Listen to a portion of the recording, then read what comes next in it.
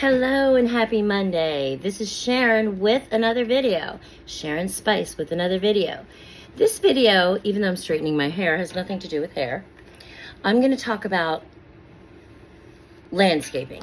And if you're looking to change your landscaping around your house outside, there's a few things you have to do before you do it.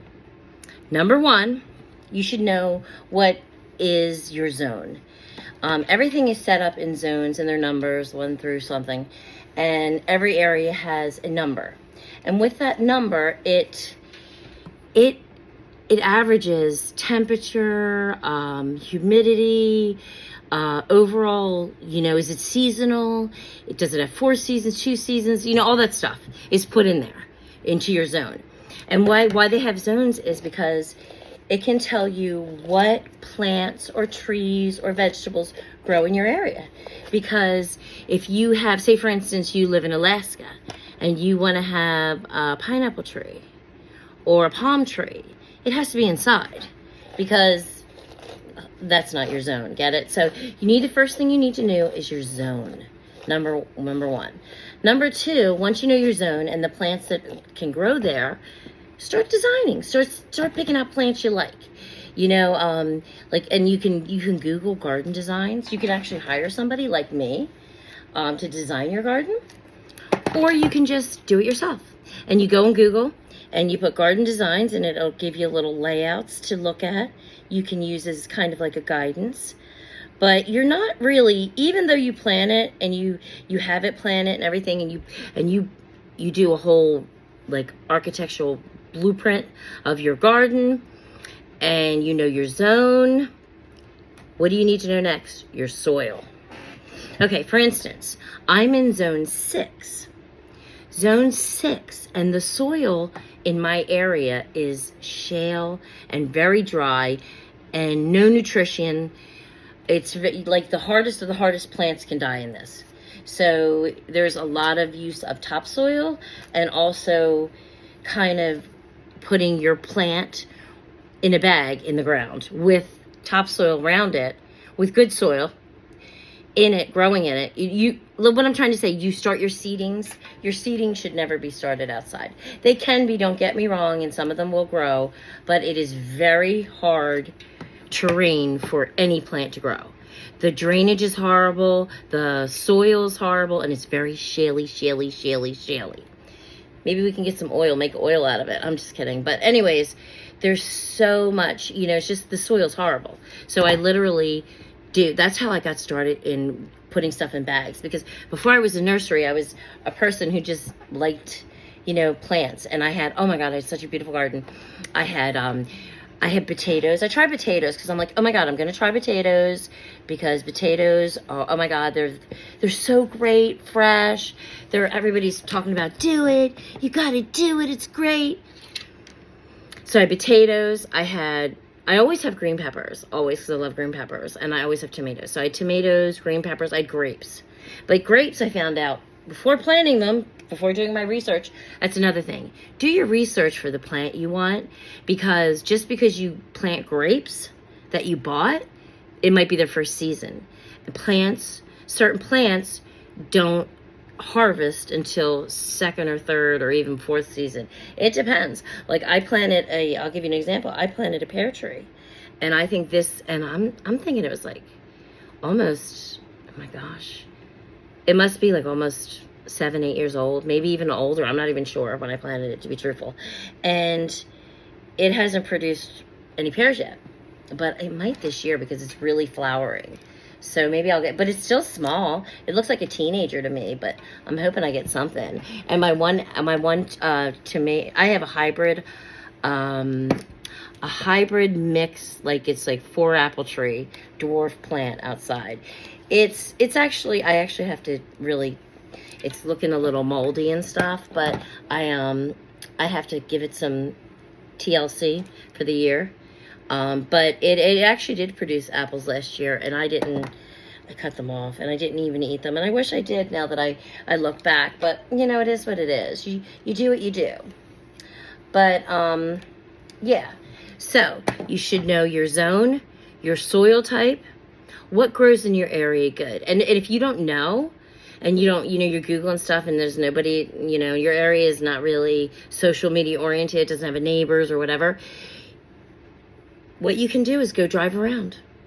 Seriously, go drive around and look at the trees that go good, the flowers that go good around people's houses. Just drive in and look at the plants that other people grow, and they look good. Like they're not like looking shaky every year. Because there's certain plants that, can look shaky every year and people continue to have them. And that's okay too. Hey, if you like that stuff, you do what you like. It's your creativity. It's your land. So you do what you want. I had flowers out front, but like 2 of them died. Like a lot of them died. Because I actually am into birds and squirrels and birds and stuff. Especially squirrels dig like crazy. So they actually, I think they dug the roots up, kind of. They're digging, because I would throw like sunflower seeds on the ground, and they would just eat them and eat them and eat them so much, and they would go into the ground. And well, anyways, long story short, they like kind of just, the roots were like showing, and I didn't do anything about it. I was like, whatever. So I like animals more than, I like animals more than certain flowers, I should say. I love sunflowers because they're super easy. Roses are super sensitive, and you have to really, really put a lot of work into roses. Even growing roses is hard. So I am growing roses too. I'm growing white, yellow, red. I'll see what comes up. I mean, they're just really hard to grow. And if I do grow them, they will not be cheap, because a lot goes into roses. I put special soil in it from Maine. I also, I really coddle them. You have to. And you have to be careful if you get seeds and you put too much water in. I think that's what I might have did the first thing. But I don't like to get rose seeds off Etsy at all. I've gotten them off Etsy 3 times. Nothing at all. And I have a green thumb. So I'm not buying seeds from them anymore. And it might have been me. I might have been rough on the seeds. I've never been able to grow a rose. Never. So why am I doing it? Because it's a challenge. It's a challenge for me agriculturally. So anyways, yeah. So that's my garden tip of the day. You must, before you go to do any planting, you got to know your zone. You got to know your soil. You got to know what grows good in your area. You can Google it quite often, and they're pretty good with most areas. But if you can't find it for some reason, just go drive around your area and see what grows, and give things a try. Like buy a plant that's not super expensive, but it's like for instance, if you want to do hostel, I'm sorry. They grow wonderful under trees, like big Douglas fir trees or, pine tree. They grow great. They don't need a lot of shade. Know if the plant needs to have shade or not shade. So you got to know where you put it on your property, how much shade it needs to. I didn't break that. So you need to know your zone, what grows there. What you want to grow. Is it a shade plant or is it a sunny plant? Also, is it annual or is it, does it come up back every year, or do you have to replant it? Is it a bulb? Is it seeds? Is it roots? There's definitely do your research. And I'm going to give you tips. This is my Monday garden tip of the day. I'm going to give a garden tip. I might give it a weekly. I don't know if I'm going to give it daily, but I might give it daily because I do have a lot of tips. So again, when you're preparing, make sure you know your area. And if you don't want to use your area's soil, that's okay. Grow bags. Grow bags, pots. You can do pots too. Either pots or grow bags. Grow bags are more economical than pots. I'm sure you know that. But you can search around. Etsy, that's a good place. Or eBay is a real good place. Even Amazon has good prices on pots. You can get like 100 for like $23 for like 6-inch pots. And you can grow, I think 10-inch would be best for tomato plants, because tomato plants can get bigger and bigger and bigger and grow more. Flowers, I'm saying 6-inch would be good. 5-6 inches for flowers, depending on the flower size. Now, if you have a giant sunflower, you're going to need a 10-inch. Well, we'll talk about that. Have a great day. This is the garden tip of the day.